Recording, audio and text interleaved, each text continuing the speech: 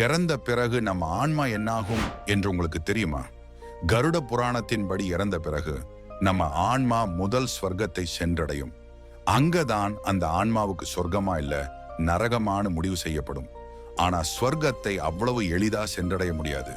இறந்து போன ஒரு ஆன்மா ஸ்வர்க்கத்தை சென்றடைய 1 வருட காலமாகும். கருட புராணத்தின்படி பூமியிலிருந்து ஸ்வர்க்கம் 86,000 காத வழி தூரத்தில் இருக்கு. ஒரு காத வழி தூரம் என்பது 7 கிலோமீட்டர், அதாவது 6 மில்லியன். 2000 கிலோமீட்டர் தூரத்தை அந்த ஆன்மா இரவு பகல் பார்க்காம நடந்தே கிடக்க வேண்டும்.